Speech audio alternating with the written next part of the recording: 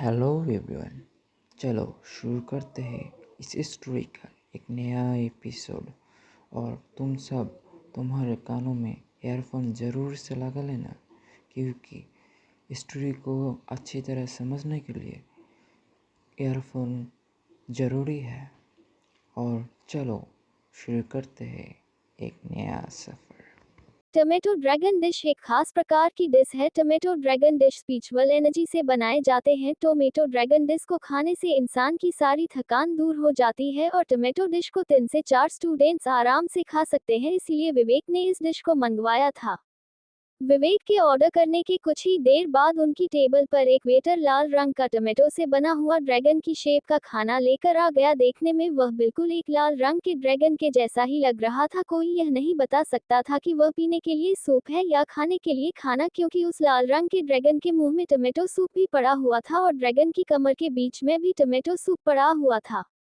Tomato dragon dish को देखकर विवेक, कार्तिक और वीर तो खुश हो गए थे, पर वही गोल्डन ड्रैगन इतना खुश नहीं था। और होता भी कैसे, वह भी तो एक ड्रैगन ही था। भले ही इस वक्त वह अपनी रियल बॉडी में नहीं था, पर मैं एक ड्रैगन था और अब ये तीनों मिलकर उसके सामने एक ड्रैगन को ही खाने वाले हैं। ये बात अलग थी कि टमेटो ड्रैगन डिश को सिर्फ टमेटो से ही बनाया गया है, पर उसका शेप एक ड्रैगन के जैसा ही है, जिस वजह से गोल्डन ड्रैगन ज्यादा खुश नहीं था। विवेक तभी टमेटो ड्रैगन डिश का स्वाद लेने के लिए उसे चखता है। विवेक के मुंह में जैसे ही टमेटो ड्रैगन डिश का छोटा सा टुकड़ा जाता है, वह तुरंत विवेक के मुंह में घुल जाता है।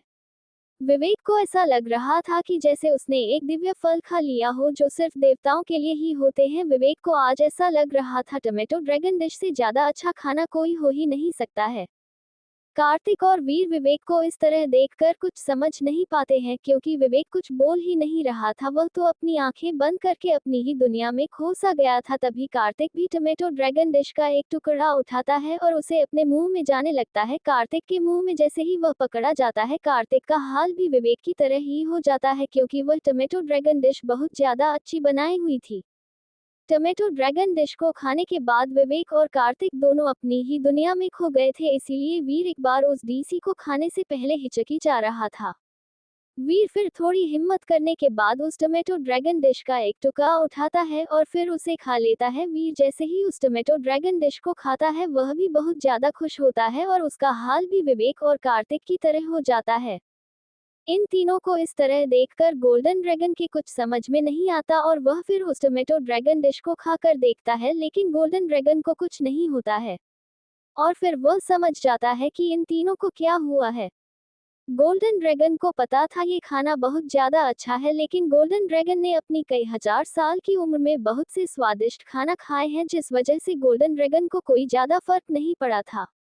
गोल्डन ड्रैगन को पता था ये tomato dragon dish spiritual energy से बनाई हुई है, जिस वजह से इन तीनों पर इस डिश का इस तरह का इफेक्ट पड़ा था। लेकिन गोल्डन ड्रैगन जानता था कि यह तीनों कुछ ही देर में ठीक हो जाएंगे, लेकिन तभी विवेक उस टमेटो ड्रैगन डिश एक और टुकड़े को तोड़ता है और खाने लगता है। और फिर विवेक के पीछे पीछे कार्तिक और वीर भी गोल्डन ड्रैगन के टुकड़े को तोड़कर खाने लगते हैं। कुछ ही देर में वह तीनों उस पूरे टमेटो ड्रैगन को चट कर जाते हैं। उन तीनों ने उस टमेटो ड्रैगन छोटा सा हिस्सा भी नहीं छोड़ा था। विवेक, कार्तिक और वीर कुछ ही देर में उस टमेटो ड्रैगन डिश के इफेक्ट से बाहर आ जाते हैं और फिर वह अपने घर की तरफ जाने लगते हैं। कुछ ही देर में वह तीनों अपने घर आ जाते हैं और फिर वह घर आने के बाद पढ़कर सो जाते हैं। आधी रात के बीच ही विवेक की आंख खुल जाती है और फिर उसे अपने आसपास इविल ओरा महसूस होती है। विवेक देखता है कार्तिक और वीर सो रहे हैं। विवेक तभी घर से बाहर निकलता है और वह देखता है यह इविल ओरा पहाड़ी के ऊपर से आ रहा है। विवेक को उन दो लड़कों की बात याद आ जाती है जो कह रहे थे कि पहाड़ी पर बनी एक झोपड़ी में से बहुत इविल ओरा निकल रहा था। विवेक को यह हो रहा इसलिए महसूस हो रहा था कि क्योंकि उनका घर पहाड़ी के नजदीक ही है। विवेक फिर पहाड़ी की उस झोपड़ी पर जाने की सोचता है। विवेक पहाड़ी की तरफ जाने लगता है। विवेक कुछ ही दूर तक चलता है, तभी गोल्डन ड्रैगन विवेक के दिमाग में से बाहर आ जाता है और फिर विवेक को कहता है, तुम इतनी रात को कहाँ जा रहे हो, और वो भी अकेले? कहीं तुम्हारा कुछ गलत इरादा तो नहीं है? विवेक समझ गया था कि गोल्डन ड्रैगन मजाक कर रहा है। विवेक कितने समय तक गोल्डन ड्रैगन के साथ है, तो अब वह ये तो समझ ही सकता है कि गोल्डन ड्रैगन कब मजाक करता है और कब सीरियस रहता है। विवेक मजाक में ही गोल्डन ड्रैगन की बात का जवाब देते हुए कहते हैं, मैं भूतनी के पास नैन मटक्का करने के लिए जा रहा हूँ। क्या तुम मेरे साथ चलोगे? विवेक का इस तरह का जवाब सुनकर गोल्डन ड्रैगन की कुछ समझ में नहीं आता और वह विवेक से फिर पूछता हूँ तुम क्या कह रहे हो? विवेक गोल्डन ड्रैगन की बात का जवाब देते हुए कहता है, मैं पहाड़ी की उस झोपड़ी में जा रहा हूँ जहाँ से एविल ओरा निकल रहा है। विवेक और गोल्डन ड्रैगन पहाड़ी पर पहुंच जाते हैं। पहाड़ी पर पहुंचते ही विवेक देखता है उनके सामने एक टूटी फूटी झोपड़ी है जिसमें से यह एविल ओरा निकल रहा है। विवेक झोपड़ी की तरफ जाने लगता है। विवेक जैसे ही झोपड़ी के गेट के पास पहुंचकर गेट को खोलता है तभी विवेक को बहुत सारा एविल ओरा घेर लेते हैं, लेकिन तभी विवेक की स्पेस रिंग में से होली स्प्रिट बाहर निकल कर आती है और सारे एविल ओरा को प्यो कर देती है। विवेक देखता है होली स्प्रिट ने जितना भी एविल ओरा प्यो किया है, अगर विवेक इस ओरा की मदद से कल्टीवेशन करे तो वह तुरंत अगले लेवल पर आ सकता है। होली स्पिरिट की यह पावर देखकर विवेक कहता है, तो यह इसलिए इतनी ज्यादा कीमती है और इसीलिए हर कोई इसे पाना चाहता है। विवेक फिर उस झोपड़ी के अंदर चला जाता है। विवेक अंदर जाकर देखता है वहां पर कुछ भी नहीं होता। गोल्डन ड्रैगन झोपड़ी को खाली देखकर कहता है यहाँ पर तो कोई भी नहीं है, तो यह इतना एविल ओरा निकल कहाँ से रहा है? गोल्डन ड्रैगन की बात सुनकर विवेक कहता है, रुको, यह एविल ओरा नीचे से आ रहा है। इतना कहते ही विवेक अपने नीचे एक जोर से मुक्का मारता है। विवेक का मुक्का जैसे ही नीचे लगता है, नीचे की जमीन पर सीढ़ियों का एक रास्ता बन जाता है। ये देखकर गोल्डन ड्रैगन कहता है, इसे ढूंढना तो इतना मुश्किल ही नहीं था, तो अब तक यहाँ कोई और क्यों नहीं आ पाया? गोल्डन ड्रैगन की बात सुनकर विवेक उसे कहता है, क्योंकि पहले यहाँ पर बहुत एविल ओरा था जो कि उन्हें अंदर आने से रोक रहा था, लेकिन हमारे पास होली स्प्रिट थी जिसने सारे एविल ओरा को प्यो कर दिया और हम अंदर आ पाए। विवेक की बात सुनकर गोल्डन ड्रैगन की सब कुछ समझ में आ जाता है और फिर वह दोनों नीचे की ओर जाने लगते हैं। वह दोनों सीढ़ियां उतर कर नीचे आते हैं और फिर वह देखते हैं कि नीचे एक बहुत बड़ा होल बना हुआ है। विवेक होल में आसपास देख रहा था कि एविल ओरा कहाँ से निकल रहा था। गोल्डन ड्रैगन तभी विवेक को कहता है, ये पीछे कौन लटक रहा है? गोल्डन ड्रैगन की बात सुनकर विवेक पीछे देखता है और वह देखकर हैरान हो जाता है कि पीछे एक बूढ़े आदमी को संकल से बांध रखा है। और विवेक फिर ध्यान से देखता है और उसकी समझ में आ जाता है कि यह एविल ओरा कहाँ से निकल रहा है। विवेक समझ जाता है कि यह जितना भी एविल ओरा बाहर निकल रहा था वह इसी बड़े आदमी की बॉडी में से निकल रहा है। विवेक और गोल्डन ड्रैगन फिर उस बड़े आदमी के पास जाने लगते हैं, लेकिन तभी उस बड़े आदमी का एविल ओरा विवेक और गोल्डन ड्रैगन को घेरने लगता है। वह ओरा जैसे ही इन दोनों को घेरता है, गोल्डन ड्रैगन तुरंत विवेक के दिमाग के अंदर चला जाता है। ये देखकर विवेक हैरान हो जाता है और फिर वह गोल्डन ड्रैगन को कहता है, तुम मुझे इस हालत में छोड़कर मेरे दिमाग के अंदर क्यों चले गए? विवेक की बात सुनकर गोल्डन ड्रैगन उसे कहते हैं, क्योंकि मैं जानता हूँ कि तुम इस एविल ओरा को अकेले ही रोक लोगे, तुम्हें मेरी कोई जरूरत ही नहीं पड़ेगी। गोल्डन ड्रैगन की यह बात सुनकर विवेक को बहुत गुस्सा आता। अगर विवेक इन सब हालात को छोड़कर अपने दिमाग के अंदर जा सकता तो विवेक गोल्डन ड्रैगन को छोड़ता नहीं। ऐसा नहीं था कि विवेक होली स्प्रिट के बारे में भूल गया है, पर इस बार जिस एविल ओरा ने विवेक को घेरा था वह बहुत ज्यादा पावरफुल और बहुत ज्यादा है, जिस वजह से विवेक को डर था कि कहीं होली स्प्रिट उसे बचा ना पाए। लेकिन तभी होली स्प्रिट फिर चमकता है और एक बार फिर सारा एविल ओरा प्यो हो जाता है और उस पूरे होल में से एविल ओरा हट जाता है। जिसके बाद फिर गोल्डन ड्रैगन विवेक के दिमाग में से बाहर निकल कर आ जाता है और फिर कहता है, तो होली स्प्रिट ने बचा ही लिया तुम्हें, मुझे तो पहले से ही पता था कि होली स्प्रिट इतनी ज्यादा पावरफुल है। गोल्डन ड्रैगन की बात सुनकर विवेक को थोड़ा गुस्सा आ जाता है, और गुस्सा आए भी क्यों ना, जरूरत के समय तो गोल्डन ड्रैगन उसे छोड़कर भाग गया था और अब आकर भाषण दे रहा है। विवेक फिर गोल्डन ड्रैगन से कहता है, अगर तुम जानते थे कि होली स्प्रिट इतनी ज्यादा पावरफुल है तो तुम डर के भाग क्यों गए थे?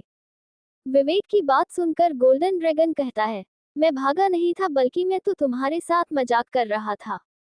गोल्डन ड्रैगन की बात सुनकर विवेक को गोल्डन ड्रैगन पर भरोसा हो जाता है, क्योंकि विवेक जानता था कि गोल्डन ड्रैगन ज्यादातर समय मजाक करता रहता है, जिस वजह से विवेक को गोल्डन ड्रैगन की बातों पर भरोसा हो जाता है। जब गोल्डन ड्रैगन देखता है कि विवेक को उसकी बात पर भरोसा हो ही गया है, तब जाकर गोल्डन ड्रैगन एक राहत भरी सांस लेता है, क्योंकि भले ही विवेक को गोल्डन ड्रैगन की बातों पर भरोसा हो गया था, पर सच तो यही था कि गोल्डन ड्रैगन को भी नहीं पता था कि होली स्प्रिट उन्हें बचा भी पाएगा या नहीं, इसीलिए गोल्डन ड्रैगन विवेक के दिमाग के अंदर चला गया था। विवेक फिर उस बूढ़े आदमी को देखता है जो कि लोहे की चेनों से बंधा हुआ था। विवेक उसके पास जाकर उसे देखने लगता है। विवेक देखता है कि उस बूढ़े आदमी की बॉडी में से ही इविल ओरा निकल रहा था। उस बूढ़े आदमी को देखते हुए गोल्डन ड्रैगन विवेक से कहता है, अगर तुम चाहो तो मैं इस बूढ़े आदमी को अभी उठा सकता हूँ। गोल्डन ड्रैगन की बात सुनकर विवेक कहता है, नहीं, यहाँ कोई ट्रैप भी हो सकता है जो कि यह उठने के बाद शुरू कर दे और फिर हम दोनों खतरे में आ सकते हैं। विवेक फिर उस बूढ़े आदमी के आप पास देखने लगता है और फिर विवेक के अब कुछ समझ में आ जाता है। उस बूढ़े आदमी के आसपास देखने के बाद विवेक के सब कुछ समझ में आ गया था कि इस बूढ़े आदमी के अंदर से यह इविल ओरा क्यों निकल रहा है। दरअसल विवेक सोच रहा था कि इस बूढ़े आदमी ने जल्दी से जल्दी ताकतवर बनने के लिए इविल ओरा का इस्तेमाल किया होगा, जिससे ये बहुत ताकतवर बन गया होगा, लेकिन फिर उस इविल ओरा की वजह से यह गलत काम करने लगा होगा, जिस वजह से इसे यहाँ बंदी बना लिया होगा।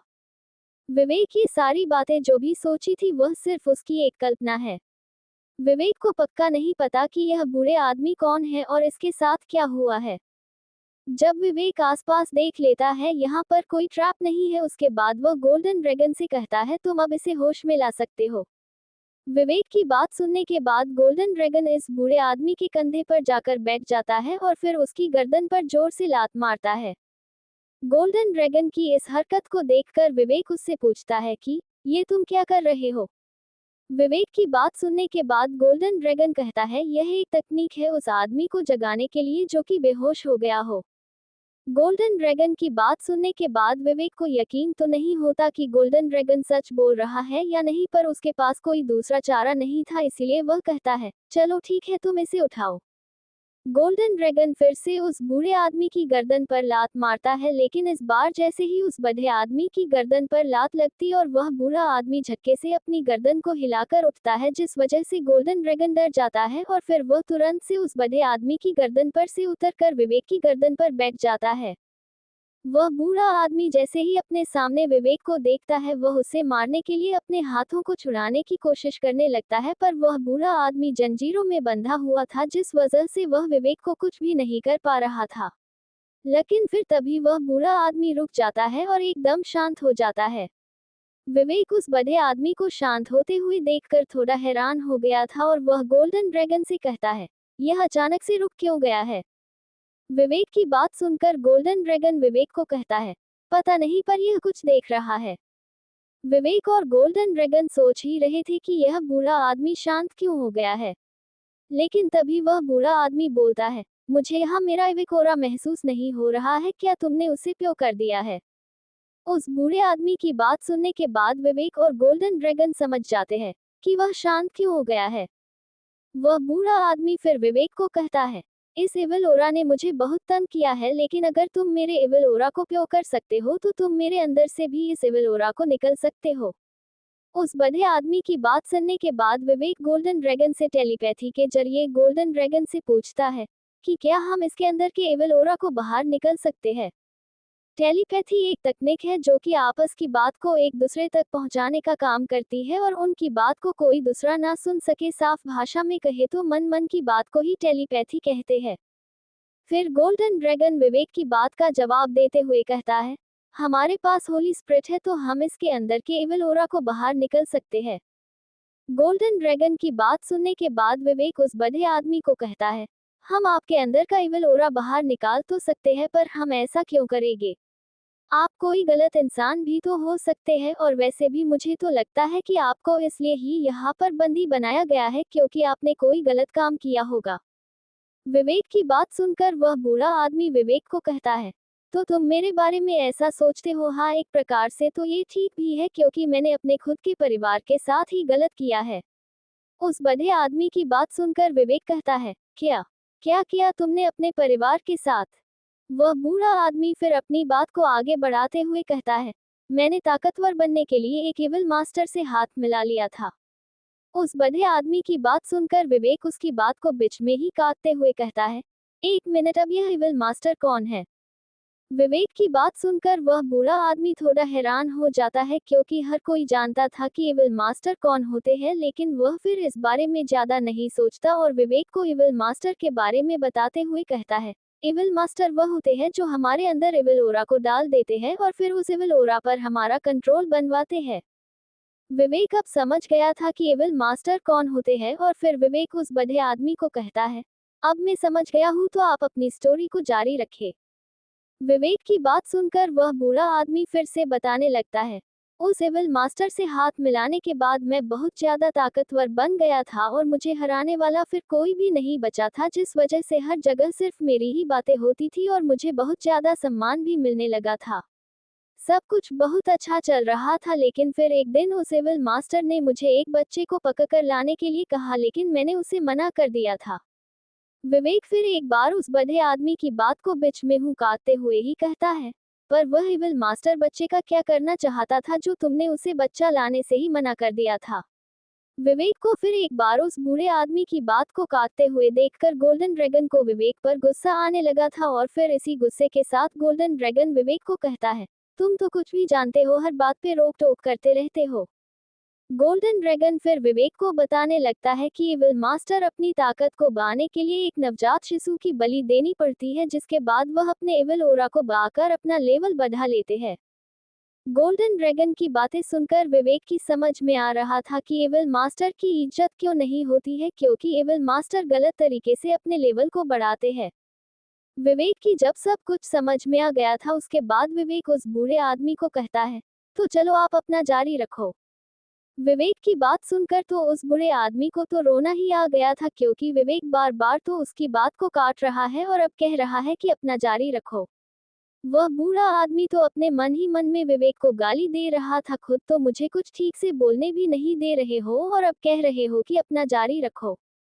वह बूढ़ा आदमी फिर अपने आप को संभलता है और फिर अपनी बात को आगे बढ़ाते हुए कहने लगता है, उस एविल मास्टर की बात ना माने की वजह से उस एविल मास्टर को गुस्सा आ गया था, जिसके बाद उसने मेरे अंदर के एविल ओरा की मदद से उसने मेरे ऊपर कंट्रोल कर लिया और फिर मेरे ही हाथों से मेरे परिवार को मारने लगा। मैंने लगभग अपने पूरे परिवार को मार ही दिया था, पर उस वक्त मैं अपने देश का सबसे ताकतवर इंसान था, जिस वजह से मैंने बीच में ही अपने ऊपर वापस कंट्रोल पा लिया था, जिसके बाद मैंने अपनी बची हुई आधी फैमिली को कहकर अपने आप को यहाँ बंद करवा लिया था। मेरा परिवार आज भी मुझसे नफरत करता है, बस मेरे बेटे और मेरी पोती को छोड़कर बाकी सब मुझसे नफरत करते हैं।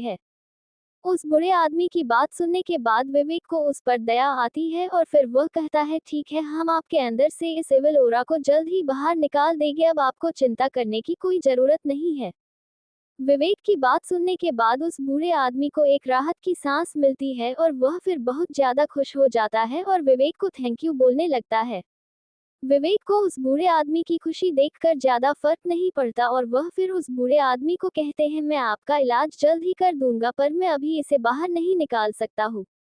विवेक की बात सुनने के बाद में बूढ़ा आदमी विवेक को कहता है, कोई बात नहीं, मैं थोड़ा इंतजार कर सकता हूँ, अगर आप मेरा इलाज कर सकते हो तो मैं इंतजार करने के लिए तैयार हूँ। विवेक की बात सुनने के बाद उस बूढ़े आदमी को एक राहत की सांस मिली थी, क्योंकि उस बूढ़े आदमी ने तो सोच लिया था कि उसे अब जिंदगी भर इन्हीं जंजीरों में ही जकड़ कर रहना पड़ेगा, लेकिन अभी विवेक में उसे अपनी आजादी की एक उम्मीद दिखती है, जिस वजह से वह इस मौके को बिल्कुल भी नहीं छोड़ना चाहता है। विवेक अगर चाहता तो इस बूढ़े आदमी का इलाज आज से ही शुरू कर सकता था, लेकिन उसे अभी भी इस बूढ़े आदमी पर पूरी तरह यकीन नहीं हुआ था, इसलिए उसने इलाज बाद में करने की बात की थी। विवेक फिर उस बूढ़े आदमी को कहता है, तो चलो ठीक है, अब मैं यहाँ से चलता हूँ। इतना कहकर विवेक वहाँ से चला जाता है। कुछ दूर जाने के बाद ही विवेक एक जगह पर रुक जाता है और फिर गोल्डन ड्रैगन को टेलीपैथी की मदद से कहता है, क्या कोई हमारा पीछा कर रहा है? विवेक की बात सुनने के बाद गोल्डन ड्रैगन विवेक को कहता है, मुझे भी कुछ ऐसा ही लग रहा था, कोई तो हमारा पीछा कर रहा है। विवेक और गोल्डन ड्रैगन सोच ही रहे थे कि उनका पीछा कौन कर रहा है, तभी उनकी तरफ एक अटैक आता है। विवेक उस अटैक को दूर से ही देख लेता है और उससे बच जाता है। उस अटैक से बचने के बाद विवेक जोर से चिल्लाता है, कौन है यहाँ पर जो हमारा पीछा कर रहा है? हिम्मत है तो सामने आओ। विवेक की बात सुनकर झाड़ियों के बीच में से एक लड़की बाहर निकलकर विवेक के सामने आती है। उस लड़की ने काले रंग के कपड़े पहने हुए थे और उसने अपने मुंह को भी काले रंग के कपड़े से ढका हुआ था। वह लड़की पूरी तरह एक काले रंग में ढकी हुई थी, जिस वजह से कोई भी पता नहीं कर सकता था कि वह लड़की है कौन। विवेक को तो वह देखने में जासूस ही लग रही थी, क्योंकि वह पूरी तरह जो कवत ही ना विवेक और गोल्डन ड्रैगन सोच ही रहे थे कि यह लड़की कौन है, तभी वह विवेक पर अपनी स्वॉर्ड से एक स्लेस अटैक कर देती है। अपनी तरफ इस तरह एक अटैक को आते हुए देखकर गोल्डन ड्रैगन विवेक के कंधे पर से उड़कर पास के पत्थर पर जाकर बैठ जाता है और फिर विवेक को कहता, तुम इसको अकेले ही देख लो, मैं अभी थोड़ा सा थक गया हूँ। गोल्डन ड्रैगन की इस हरकत को देखकर विवेक को उस पर गुस्सा तो आता है, पर अभी उसके पास इन सब के लिए समय नहीं था, जिस वजह से विवेक जल्दी से उस अटैक से बचने के लिए वह से हट जाता है और फिर ओनी स्वॉर्ड को बाहर निकाल लेता है। विवेक उस लड़की के अटैक से बचने के बाद विवेक उस लड़की को कहता है, तुम कौन हो और मुझे मरना क्यों चाहती हो? मैं तो तुम्हें जानता भी नहीं हूँ। विवेक की बात सुनने के बाद वह लड़की बेरहमी से विवेक को कहती है, तो अब जल्दी ही जान जाओगे, और फिर एक बार और अटैक के लिए तैयार हो जाती है। उस लड़की को अटैक के लिए तैयार होते हुए देखकर विवेक भी अटैक के लिए तैयार हो जाता है, फिर वह लड़की विवेक पर अटैक कर देती है।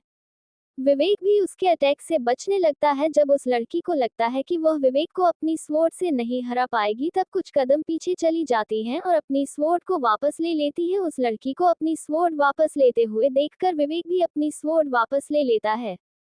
विवेक अपनी स्वॉर्ड वापस लेने के बाद उस लड़की को कहता है, अगर तुम मुझे बता दो कि तुम्हें किसने भेजा है तो मैं तुम्हें जिंदा छोड़ सकता हूँ।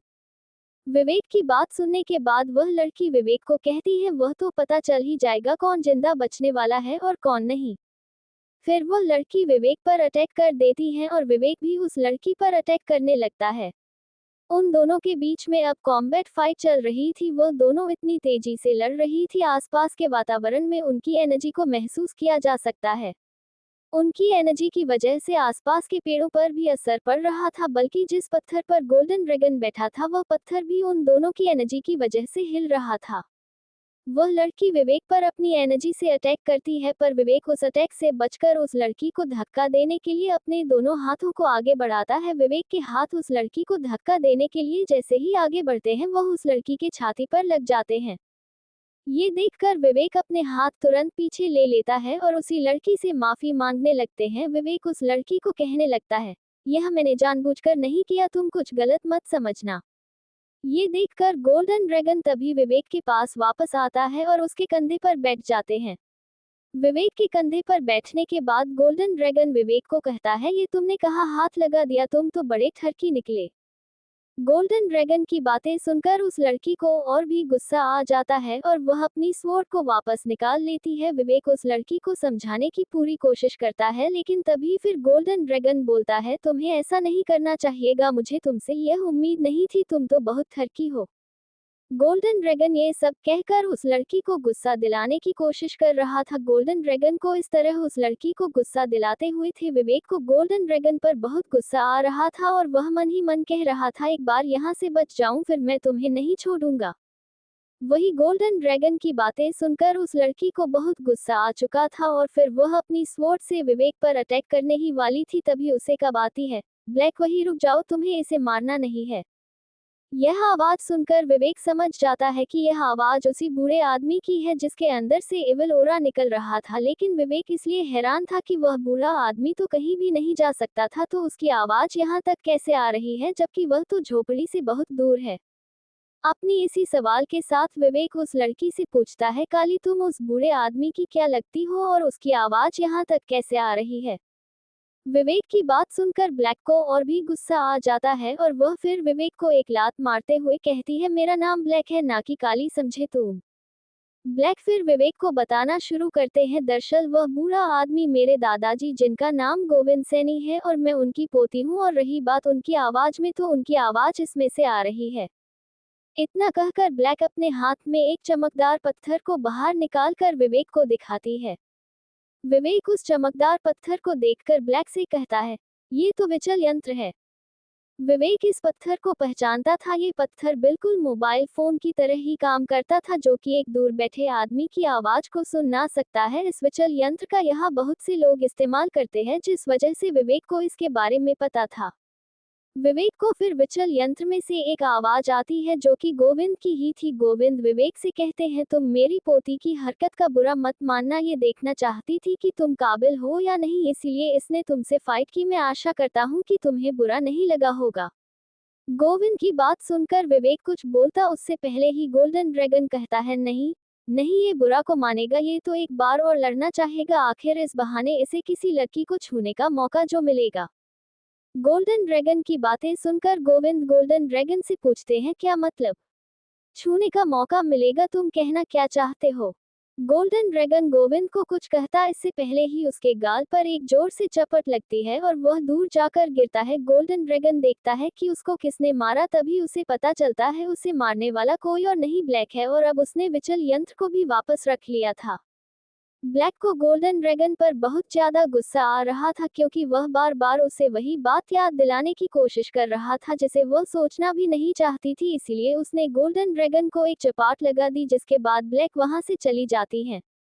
ब्लैक के जाने के बाद विवेक गोल्डन ड्रैगन को देखते हैं। गोल्डन ड्रैगन को देखते ही विवेक को भी उस पर बहुत गुस्सा आ जाता है क्योंकि वह बार बार उसे फंसाने की कोशिश कर रहा था। वह तो उसकी किस्मत बहुत अच्छी थी जो कि वह बच गया, वरना आज तो यह उसे पिटवा कर ही मानता। गोल्डन ड्रैगन विवेक को अपनी तरफ इस तरह देखकर डर गया था, इसीलिए वह तुरंत बोलता है, तुम मुझसे बात करने की कोशिश मत करना, मुझे नहीं पता था कि मेरा मास्टर इतना बड़ा ठरकी है जो कि मासूम लड़कियों को छेड़ता है। इतना कहकर गोल्डन ड्रैगन विवेक के दिमाग के अंदर चला जाता है। गोल्डन ड्रैगन की बातें सुनकर विवेक को तो रोना ही आ जाता है। उसने तो लड़ते लड़ते ही गलती से उस लड़की की छाती पर हाथ लगा दिया था, लेकिन इन लोगों ने तो उसे ठरकी ही बना दिया है। और क्या कह रहा था कि मासूम लड़की, अरे वह मुझे मारने के लिए आई थी और तुम वही मासूम बता रहे हो। विवेक अपने मन ही मन इन सारी बातों को सोचता हुआ ही जा रहा था। फिर कुछ ही देर में विवेक वापस नॉर्थ कुंफू एकेडमी के अंदर अपने घर में आ जाता है और आकर चुपचाप सो जाता है। फिर अगले दिन विवेक, कार्तिक और वीर तीनों फ्रेश होकर अपने मास्टर को ढूंढ रहे थे। उन तीनों ने तो सोचा था कि आज उनका नॉर्थ कुंफू एकेडमी में पहला दिन है तो वह जी जान लगाकर अपने आप को ट्रेन करेंगे, पर यहाँ तो उनके मास्टर ही नहीं आए। इसीलिए अब वह तीनों अपने मास्टर को ढूंढने के लिए वह तीनों नॉर्थ कुंफू एकेडमी में जाने की सोचते हैं। और फिर वीर उन दोनों से कहता है, मास्टर तो यहाँ नहीं आए हैं तो क्यों ना हम ही मास्टर को ढूंढने के लिए चले जाएं। वीर की बात उन दोनों को ही सही लगती है, इसलिए वह दोनों भी अपना सिर हाँ में हिला देते हैं और फिर अपने मास्टर को ढूंढने के लिए जाने लगता है। वह तीनों मास्टर को ढूंढने के लिए जा ही रहे थे तभी गोल्डन ड्रैगन विवेक के दिमाग से बाहर आता है और उसके कंधे पर बैठकर उन तीनों के साथ ही जाने लगता है। गोल्डन ड्रैगन को बाहर आते देखकर वीर को अच्छा नहीं लगता और वह फिर विवेक को कहता है, क्या इस बिल्ली को ले जाना जरूरी है? विवेक को वीर के इस व्यवहार से कोई ज्यादा हैरानी नहीं हो रही थी क्योंकि वीर गोल्डन ड्रैगन की हरकत को इतनी जल्दी भूल ही नहीं सकता, इसलिए विवेक वीर की बात पर कुछ नहीं कहता है, बस चुपचाप आगे जाने लगता है। लेकिन वीर की बात सुनकर गोल्डन ड्रैगन को गुस्सा आ गया था। वो वीर को सबक सिखाना चाहता था पर वह उसे कुछ नहीं कहता है। वह तीनों मास्टर को ढूंढते हुए कुछ ही देर में एक सराय के सामने आ जाते हैं। विवेक देखता है कि सराय के सामने कुछ 2-4 लड़के उनके मास्टर के साथ बहस कर रहे थे। अपने मास्टर को इस तरह परेशानी में देखकर विवेक वीर और कार्तिक को कहता है, वह देखो कोई हमारे मास्टर को परेशान कर रहे हैं, चलो जाकर देखता है कि माजरा क्या है। इतना कहकर विवेक उस सराय के पास जाने लगता है और विवेक के पीछे पीछे ही कार्तिक और वीर भी सराय की तरफ जाने लगते हैं। सराय के पास जाने के बाद विवेक उन लड़कों को पीछे हटाते हुए कहता है, हटो, पीछे हटो और अब मुझे ये बताओ कि तुम लोग मेरे मास्टर को परेशान क्यों कर रहे हो? विवेक की बात सुनकर वह लड़के विवेक गुस्से में घूरते हुए कहते हैं, लड़के तुम कौन हो? लेकिन फिर वह विवेक की बात पर ध्यान देते हुए कहते हैं, रुको, क्या कहा तुमने? क्या ये तुम्हारा मास्टर है? विवेक के पीछे पीछे कार्तिक और वीर भी उस सराय के सामने आ गए थे और उन दोनों ने भी उनकी बातें सुन ली थी। तभी वीर उन लड़कों से गुस्से में बोलता है, हाँ ये हमारे मास्टर है, तो क्या कर लोगे तुम? वीर की बात सुनकर वह लड़के मास्टर की तरफ इशारा करते हुए कहते हैं, तुम्हारे मास्टर ने हमसे कुछ सोने के सिक्के उधार लिए थे जो कि अब वह हमें हमारे सोने के सिक्के वापस ही नहीं कर रहे हैं। उन लड़कों की बात सुनकर वीर फिर उन लड़कों को कहता है, तुम लोग मुझे बताओ कि मास्टर ने तुमसे कितने सोने के सिक्के उधार लिए हैं, मैं तुम्हें वह वापस कर दूंगा। वीर एक राजकुमार था तो थोड़े से सोने के सिक्के से उसे ज्यादा फर्क नहीं पड़ने वाला था। वही वीर की बात सुनकर मास्टर आगे आते हैं और उन लड़कों से कहते हैं, तुमने सुन लिया ना, अब मेरा स्टूडेंट तुम्हें तुम्हारे सोने के सिक्के वापस करेगा। इतना कहकर मास्टर फिर वीर की तरफ देखते हैं और उसे कहते हैं, बहुत अच्छे, तुम बिल्कुल सही समय पर आए हो, इसलिए मैं तुम्हें इनाम भी दूंगा। मास्टर की बात सुनकर तो वीर के मन में लड्डू फूटने लगे थे। वो तो यहाँ मास्टर को ढूंढने के लिए आया था और अब उसे थोड़े से सोने के सिक्के के बदले इनाम मिलने वाला था। वीर जानता था कि जब भी कोई मास्टर अपने स्टूडेंट को इनाम देते हैं तो वह इनाम बहुत ज्यादा कीमती होता है, इसलिए वह बहुत खुश हो गया था। वही मास्टर की बात सुनकर विवेक और कार्तिक भी आगे आकर बोले, मास्टर हम भी तो आपकी मदद करने के लिए ही आए थे, तो इनाम तो हमें भी मिलना चाहिए ना। उन दोनों की बात सुनकर मास्टर उन दोनों से कहते हैं, तुम घबराओ मत, मैं तुम तीनों को ही इनाम दूंगा। मास्टर की बात सुनकर तो वह तीनों ही बहुत खुश हो गए थे। उन तीनों को तो लग रहा था कि उनके मास्टर बहुत दयालु है और वह किसी में भी भेदभाव नहीं करते हैं। मास्टर फिर अपने हाथ को झटकते हैं। हाथ को झटकते ही मास्टर की स्पेस रिंग में से एक किताब और 3 टोकन बाहर निकलकर मास्टर के हाथ में आ जाते हैं। मास्टर उन तीनों को वह एक एक टोकन दे देते हैं और वह किताब वीर को देते हुए कहते हैं, तुम तीनों एक साथ इस किताब में लिखी तकनीक की प्रैक्टिस करना। फिर मास्टर उन तीनों से कहते हैं, तो चलो अब मुझे कोई जरूरी काम याद आ गया है, तो अब मैं चलता हूँ और तुम इनके सोने के सिक्के वापस कर देना, ठीक है ना। इतना कहकर मास्टर वहां से तुरंत चले जाते हैं। मास्टर के जाते ही वीर उन लड़कों से पूछता है, चलो बताओ कि मास्टर ने तुमसे कितना उधार लिया। वीर की बात सुनकर जब वह लड़के उसे उधार के बारे में बताते हैं तो वीर के तो पैरों तले जमीन ही खिसक जाती है। उन लड़कों ने वीर को बताया कि तुम्हारे मास्टर ने हम सब से 40,000 सोने के सिक्के उधार लिए हैं। ये रकम सुनकर तो वीर के होश ही उड़ गए थे। क्या क्या कहा तुमने? 40,000 सोने के सिक्के उधार लिए हैं? वीर की बात सुनकर वह लड़के फिर से वीर को बताते हैं, हाँ 40,000 सोने के सिक्के ही उधार लिए हैं तुम्हारे मास्टर ने, चलो अब जल्दी से हमें हमारे सिक्के वापस करो।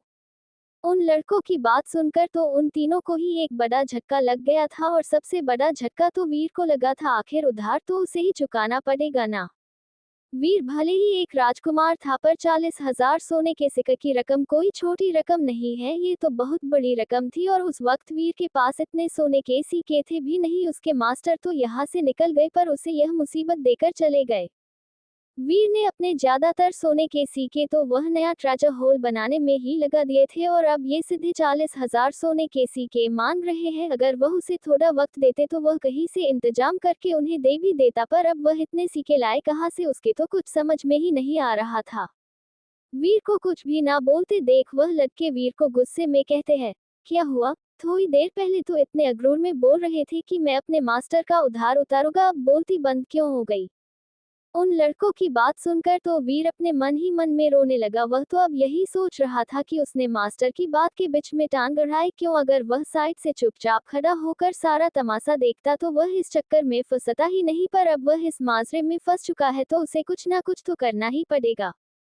वीर सोच ही रहा था कि उसे क्या करना चाहिए, तभी उसे कुछ याद आता है और वह फिर अपने हाथ को झटकता है और फिर उसकी स्पेस रिंग में से तुरंत एक टोकन बाहर निकलता है और वीर फिर वह टोकन उन लड़कों को दे देता है।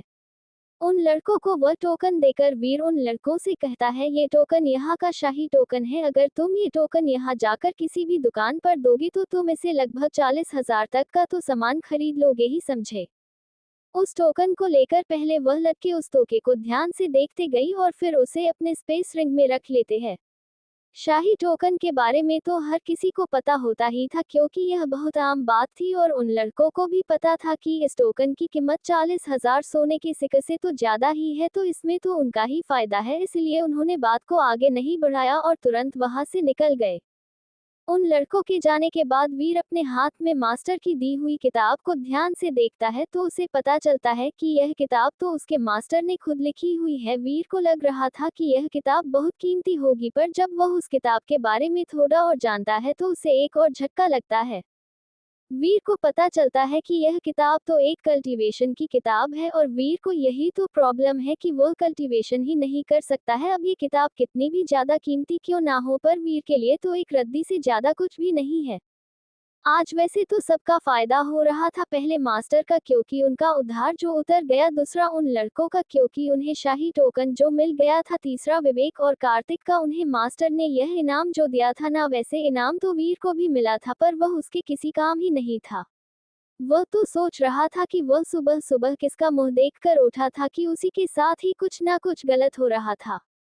वीर फिर उस किताब को लेकर विवेक के पास जाता है और फिर विवेक को कहता, ये किताब एक कल्टीवेशन की किताब है और तुम तो जानते हो कि मैं कल्टीवेशन ही नहीं कर सकता हूँ, तो ये किताब मेरे अभी तो किसी काम की नहीं है, पर तुमने कहा था कि तुम मेरी बीमारी को ठीक कर सकते हो, तो क्या तुम्हें कोई इलाज मिला?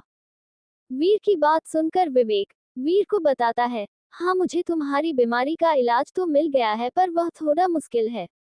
विवेक की बात सुनकर तो वीर की आंखों में एक चमक आ जाती है। वीर तो अपनी बीमारी का इलाज पता नहीं कब से ढूंढ रहा था, पर आज तक उसे मिला ही नहीं। उसने तो बड़े से बड़ा डॉक्टर को भी अपनी बीमारी दिखाई, पर उन डॉक्टर ने इलाज तो दूर बीमारी का भी पता नहीं लगाया था। और जब आज उसके सामने एक उम्मीद की किरण थी, तो वह चाहे कितनी भी मुश्किल क्यों ना हो, वह उसे एक बार करेगा जरूर। वीर फिर विवेक को कहता है, आप मुझे बिना हिचकिचाए बता दीजिए कि आपको किस चीज की जरूरत है, मैं उस चीज को जल्द से जल्द लाने की पूरी कोशिश करूंगा। विवेक ने तो गोल्डन ड्रैगन से पहले ही वीर की बीमारी का इलाज पूछ लिया था, बस उसे बताया नहीं। और जब आज वीर ने विवेक से बीमारी का इलाज पूछा, तो विवेक बताने के लिए तैयार हो गया। वीर इस वक्त विवेक की तरफ इस तरह देख रहा था जैसे कोई भक्त अपने भगवान की तरफ देख रहा हो और अब वह उसे अमृत देने वाले हो। वीर के लिए तो उसकी बीमारी का इलाज ही अमृत था, तो उसके इस व्यवहार से विवेक को ज्यादा हैरानी नहीं हुई थी।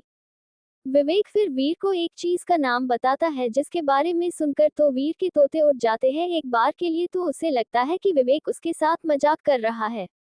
विवेक की बात सुनकर तो वीर को पहले उसकी बात पर उसे यकीन ही नहीं हो रहा था। विवेक ने वीर को जिन चीजों के नाम बताया था वह जड़ी बूटी थी, लेकिन जड़ी बूटी से वीर को हैरानी नहीं हो रही थी। वीर को तो इसलिए हैरानी हुई थी क्योंकि विवेक ने जिन भी जड़ी बूटियों के नाम बताए थे वह तो इतनी ज्यादा आम थी कि वह सोने के सिक्के में भी आराम से मिल जाएगी। वीर को लग रहा था विवेक उसके साथ मजाक कर रहा है, क्योंकि अगर उसकी बीमारी का इलाज इतनी आम जड़ी बूटियों से हो जाता तो अब तक उसका इलाज हो जाना चाहिए था। उसने तो अपनी बीमारी के लिए लगभग लाखों सोने के सिक्के खर्च कर दिए थे और विवेक उसे उन जड़ी बूटी को लाने के लिए कह रहा था, जो कि किसी भी आम दुकान पर मिल जाएगी। विवेक ने वीर को जो जड़ी बूटी लाने के लिए कहा था उनका नाम था सिल्वर ग्रास और ग्रीन पेपर। ये दोनों इतनी ज्यादा नॉर्मल ग्रास थी, कहीं से भी मिल जाती थी, इसलिए वीर को विवेक बात पर यकीन नहीं हो रहा था। वीर फिर एक बार विवेक से पूछता है, क्या तुम्हें सच में यही जड़ी बूटी चाहिए? वीर का सवाल सुनने के बाद विवेक को पहले तो कुछ समझ में नहीं आया था कि वीर उसे इस तरह का सवाल क्यों पूछ रहा है। वह तो उसी का इलाज करने के लिए है जड़ी बूटियों को मंगवा रहा था और ऊपर से यह उससे ही सवाल पूछ रहा है, लेकिन फिर भी विवेक वीर को कहता है, हाँ मुझे यही जड़ी बूटी चाहिए। वीर फिर विवेक को कहता है, तो चलो एक काम करते हैं, हम लोग केमिस्ट हॉल में चलते हैं, वहीं पर जाकर मैं जड़ी बूटी भी ले लूंगा और आप हमारी पर दवाई बनाकर मेरा इलाज भी कर देना। वीर की बात सुनने के बाद विवेक को उसकी बात तो ठीक ही लगती है, क्योंकि जड़ी बूटी होने के बाद भी उसे केमिस्ट को तो जाना ही होगा, आखिर उसे दवाई जो बनानी थी, इसलिए वह वीर को कहता है, ठीक है हम केमिस्ट हॉल चलते हैं, वहीं से जड़ी बूटी भी ले लेंगे और वहीं पर दवाई भी बना लेंगे।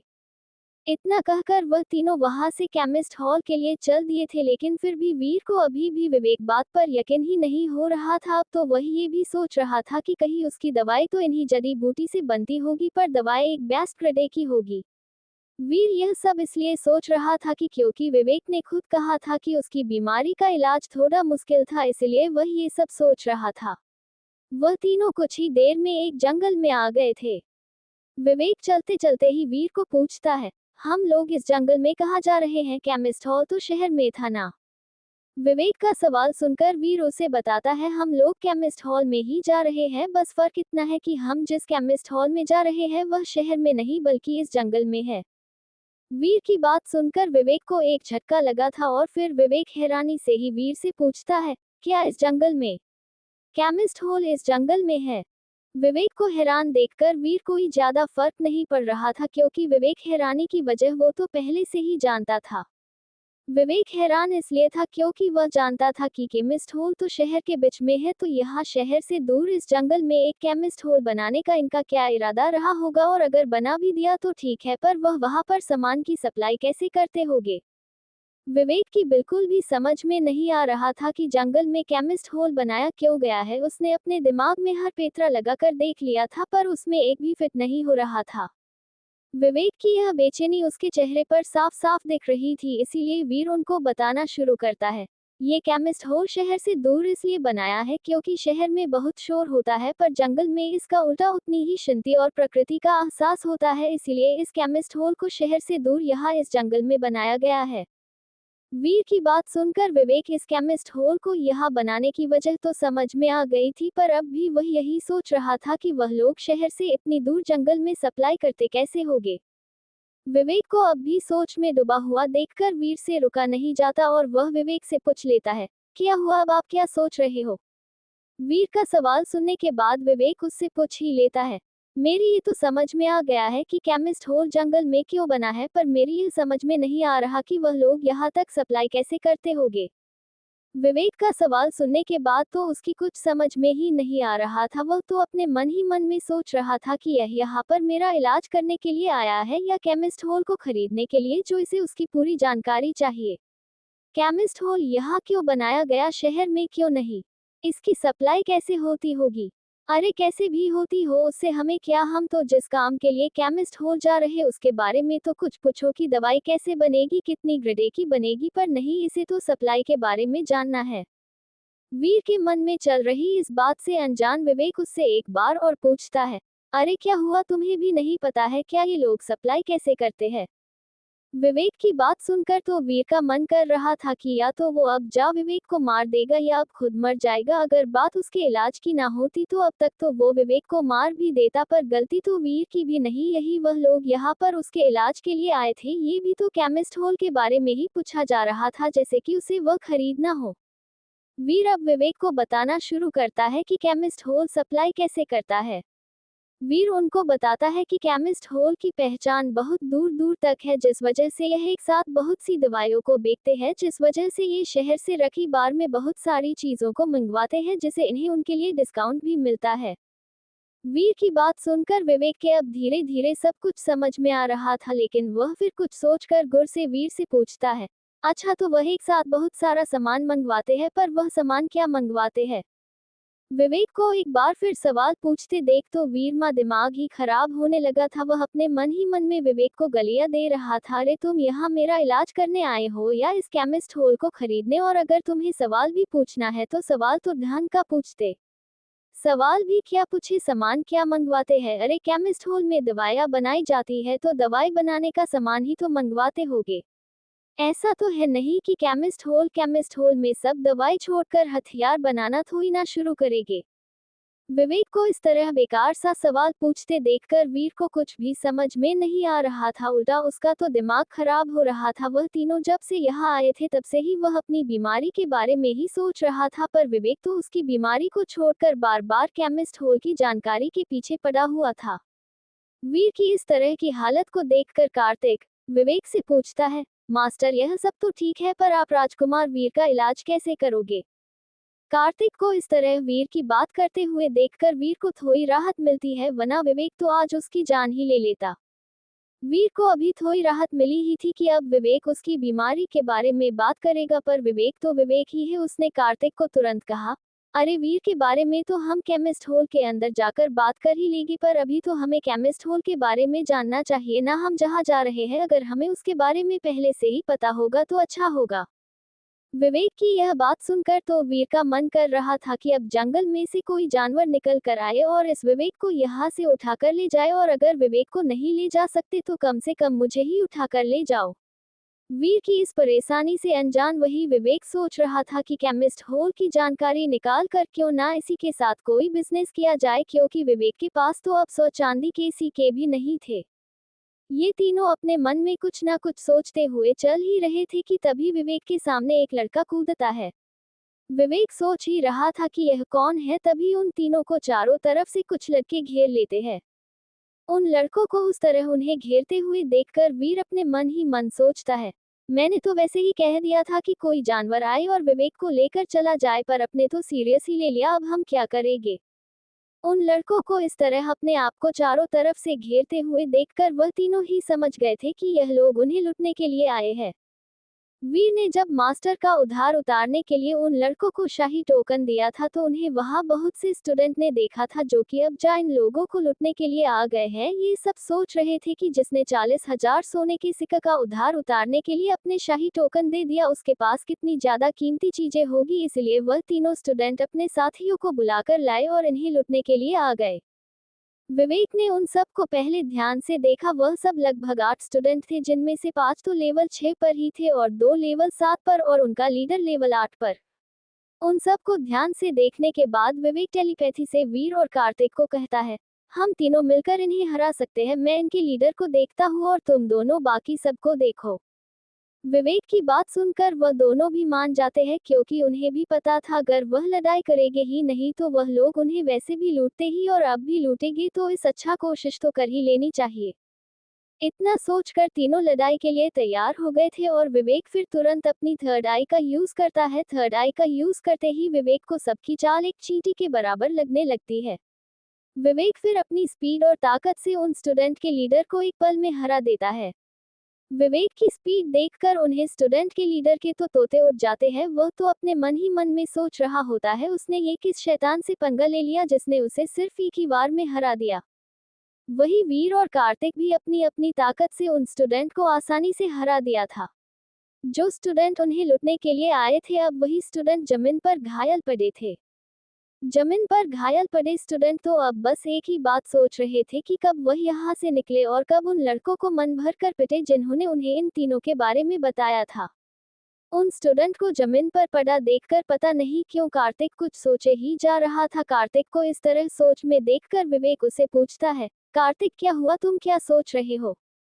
विवेक का सवाल सुनने के बाद कार्तिक विवेक को कहता है, नहीं कुछ नहीं मास्टर, मैं तो बस यही सोच रहा हूँ कि जब से मैं आपके साथ हूँ तब से कितने लोगों ने हमें लूटने की कोशिश करी है और इनका नंबर क्या है मेरे याद नहीं आ रहा।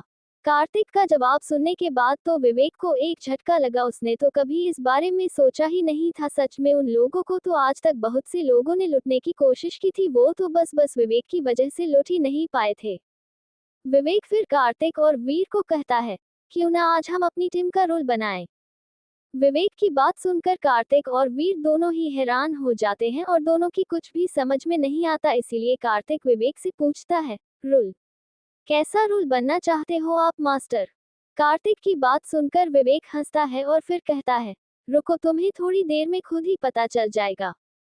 विवेक की बात सुनकर कोई भी नहीं समझ पा रहा था कि विवेक कहना क्या चाहते हैं और जो सबसे ज्यादा कंफ्यूज और परेशान वह स्टूडेंट जो उन्हें लूटने के लिए आए थे, क्योंकि विवेक उन्हें ही देखकर बार बार मुस्कुरा रहा था। विकी इस अजीब हरकत को देखकर वहां कोई भी नहीं समझ पा रहा था कि विवेक करना क्या चाहता है। वह सब सोच ही रहे थे कि विवेक क्या करने की सोच रहा हूँ। तभी विवेक कार्तिक को कहता है, कार्तिक तुम एक काम करो, तुम इन लोगों से इनका सारा सामान ले लो। विवेक की बात सुनकर तो वीर बहुत ज्यादा हैरान हो गया था क्योंकि यह लोग उन्हें लूटने के लिए आए थे और अब विवेक उन्हें ही लूट रहा था, इसीलिए उसे थोड़ी हैरानी हो रही थी। लेकिन वही विवेक की बात सुनकर कार्तिक को ज्यादा हैरानी नहीं हुई थी क्योंकि उसने पहले भी यह सब होते हुए देखा है। उसे तो इसलिए हैरानी हुई थी क्योंकि विवेक ने कहा था कि वह एक रोल बनाएगा। कार्तिक तो उसी रोल को जानना चाहता था पर विवेक ने तो रोल की बात ही नहीं करी, इसलिए कार्तिक थोड़ा हैरान था। कार्तिक फिर इस बारे में ज्यादा नहीं सोचता और फिर उन सब स्टूडेंट से उनकी स्पेस रिंग ले लेता है। विवेक की बात से अगर किसी को झटका लगा था तो वह थे ये स्टूडेंट। वह तो इन्हीं लूटने के लिए आए थे और अब विवेक इन्हें ही लूटने के लिए कह रहा था। वह तो सोच रहा था कि लुटेरे वह सब है या ये सब जो यह इन्हें ही लूटने की बात कर रहा है। वह सभी स्टूडेंट तो सोच रहे थे कि विवेक उनकी नॉर्थ कुंफू अकेडमी में शिकायत दर्ज करेगा, पर उन सब ने तो सपने में भी यह नहीं सोचा था कि विवेक ही उनको लूट लेगा। कार्तिक सबकी स्पेस रिंग लेने के बाद विवेक के पास आता है और फिर विवेक को कहता है, मास्टर काम हो गया, मैंने सबसे उनकी स्पेस रिंग और बाकी दूसरा सामान भी ले लिया है। कार्तिक की बात सुनकर विवेक खुश होता है और वह सारा सामान कार्तिक से ले लेता है और फिर विवेक सारे सामान को अंदर अपनी स्पेस रिंग में रख लेता है, लेकिन वीर का शाही टोकन वापस वीर को ही दे देता है। वीर अपना शाही टोकन वापस लेकर बहुत खुश होता है क्योंकि उसने तो मास्टर के चक्कर में ये टोकन लगभग खो ही दिया था और उसे कुछ मिला भी नहीं था। उस बेचारे का टोकन तो उससे बिना बात के ही छिन गया था, लेकिन अब उसे थोड़ी खुशी हो रही थी कि उसे उसका टोकन वापस मिल गया था। उल्टा वही अब वह सारे स्टूडेंट वहां से जाने की सोच रहे थे और इसलिए वह सब धीरे धीरे वहां से निकल भी रहे थे, लेकिन वो तो अच्छा हुआ कि विवेक ने उन्हें पहले ही देख लिया, वरना वह सब तो वहां से भाग ही जाते। उन स्टूडेंट को लुटने के बाद विवेक उन्हें कहता है, चलो अब तुम सब अपने कपड़े उतारो। विवेक की बात सुनकर तो उन लड़कों के होश ही उड़ गए, उनकी तो समझ में ही नहीं आ रहा था कि विवेक उनके कपड़े क्यों उतरवाना चाहता है। उन स्टूडेंट को तो छोड़ो, विवेक की बात सुनकर तो वहां खड़े वीर और कार्तिक भी हैरान हो गए थे। उन दोनों की भी समझ में नहीं आ रहा था कि विवेक उन लड़कों के कपड़े क्यों उतरवाना चाहता है। कहीं यह वह सब करने की तो नहीं सोच रहा। ये सोचकर तो उन स्टूडेंट की जान ही निकलने को ही हो गई थी। तभी उन स्टूडेंट का लीडर आगे आता है और विवेक से कहता है, देखो मैं जानता हूँ कि मैंने तुम्हें लुटने की कोशिश की है, पर मैं उस तरह का आदमी नहीं हूँ, हम सिर्फ घर के लड़के हैं, समझे तुम। उन लड़कों की बात सुनकर तो विवेक की कुछ भी समझ में नहीं आ रहा था, वह तो अपने मन ही मन में सोच रहा था, हम सिर्फ घर के लड़के हैं, इसका क्या मतलब हुआ। अभी कुछ देर पहले ही तुम सब हमें लुटने के लिए आ रहे थे और अब तुम सब सिर्फ घर के लड़के बन गए। आखिर कौन से सिर्फ घर के लड़के इस तरह दिन दिहाड़ लुटेरों की तरह लोगों को लुटते फिरते हैं। विवेक उन सब के बारे में ये सब सोच ही रहा था, तभी उसकी समझ में आ जाता है कि यह सब क्या कहने की कोशिश कर रहे हैं, और यह समझते ही विवेक उन सब पर गुस्से से चिल्लाते हुए बोलता है, मैं तुम सबके साथ है सब ऐसा कुछ नहीं करना चाहता हूँ, समझे तुम लोग। विवेक की बात सुनकर उन सभी लड़कों को राहत मिलती है, क्योंकि अगर विवेक के मन में कुछ ऐसा करने की चाह होती तो वह तो मुंह किसी को दिखाने लायक ही नहीं बचते। उन सब के चेहरे पर राहत के साथ साथ हैरानी भी थी, क्योंकि अगर विवेक ये नहीं करना चाहता तो वह करना क्या चाहता है। तभी वीर विवेक को पूछता है, तो तुम इन सब लड़कों के कपड़े क्यों उतरवाना चाहते हो। वीर ने अपने मन में इन लड़कों के कपड़े उतरवाना की हर वजह को सोच लिया था, पर उसके अब तक समझ में नहीं आया था कि विवेक इन सब के कपड़े क्यों उतरवाना चाहता है। वीर की ही तरह कार्तिक भी जानना चाहता था कि विवेक ने उन लड़कों को कपड़े उतारने के लिए क्यों कहा, इसलिए वीर की बात सुनते ही कार्तिक भी आगे आकर विवेक से पूछता है, जी मास्टर, यह बात तो मुझे भी जाननी है कि आप इन सबके कपड़े क्यों उतरवाना चाहते हो।